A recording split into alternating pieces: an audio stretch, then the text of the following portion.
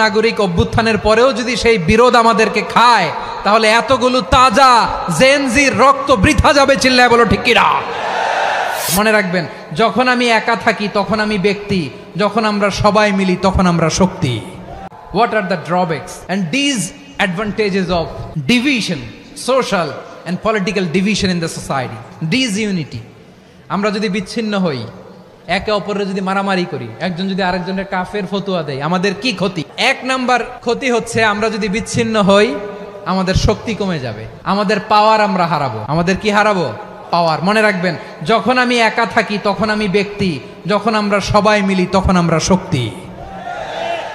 এই শক্তি নিয়ে আমাদের সামনে এগিয়ে যাওয়ার দরকার আছে না নাই?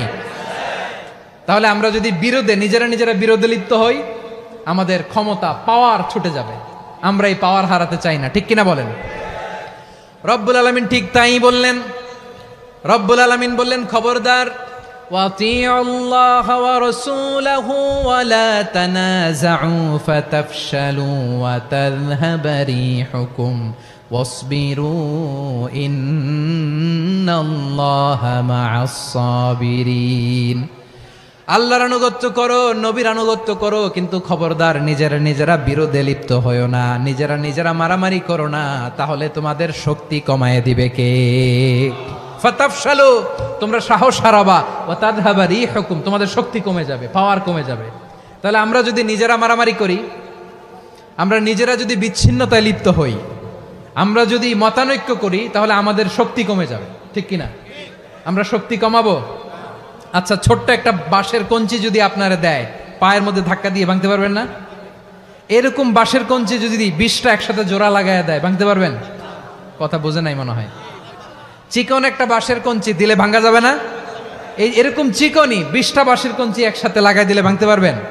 কারণ যখন আমি একা থাকি তখন আমি ব্যক্তি, যখন আমরা সবাই মিলি তখন আমরা শক্তি। আমরা যেন শক্তি না হারাই। আমরা বিরোধে লিপ্ত হলে আমাদের শক্তি কমে যাবে। এই হচ্ছে 1 নম্বর ডিসঅ্যাডভান্টেজ। 2 নম্বর ডিসঅ্যাডভান্টেজ হচ্ছে আমরা নিজেরা বিরোধে লিপ্ত হলে অন্যরা আমাদের মাথায় কাঁঠাল ভেঙে খাইতে সুবিধা হয়। কথা বোঝেন নাই? আমরা যদি বিরোধে লিপ্ত হই তাহলে পরাশক্তিগুলোর সুবিধা, তখন আমাদের কাউকে দিতে হবে ট্রানজিট, কাউকে দিতে হবে সেন্ট মার্টিন, কাউকে দিতে হবে দেশের অর্ধেক। চিল্লায় বলো ঠিক কিনা? নিজেদের প্রবলেম সলভ করার ক্যাপাসিটি আমাদের আর থাকবে না। নিজেরা বিরোধে জড়ালে পরাশক্তিগুলো আমাদের মাথায় কাঁঠাল ভেঙে খায়। তখন ভারতের পিছনে দৌড়াতে, আমেরিকার পিছনে দৌড়াতে আমাদের জুতার তলা ক্ষয় হইয়া যাইবে। নিজেদের প্রবলেম সলভ করা যাবে না। আমরা যদি অন্যের পিছনে না দৌড়াতাম আর এই বিরোধকে থামাতে পারতাম, বাংলাদেশ আজকে যেখানে আছে তার কমপক্ষে 50 গুণ সামনে থাকতো। চিল্লায় বলেন ঠিক কিনা? তাহলে 1 নাম্বার ক্ষতি হচ্ছে আমাদের পাওয়ার লেস হয়ে যায়, আমরা দুর্বল হই যদি আমরা বিরোধ করি। 2 নাম্বার হচ্ছে পরাশক্তিগুলোর সুবিধা নেয়। 3 নাম্বার হচ্ছে আমাদের উন্নয়ন, দেশের উন্নতি, অগ্রগতি, এটা স্থবির হয়ে যায়, এটা বাধাগ্রস্ত হয়। প্রিয় ভাইয়েরা, ইউনিটি, ঐক্য হচ্ছে একটা দেশের উন্নয়নের মূল ভিত্তি।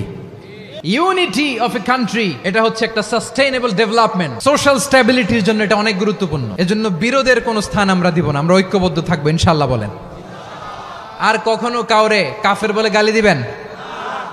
তুই জাহান্নামী বলবেন? ঝগড়া লাগলে লাগাই দিবেন? তাহলে কি করবেন? মিলায় দিব। আওয়াজ করে বলেন, কি করব?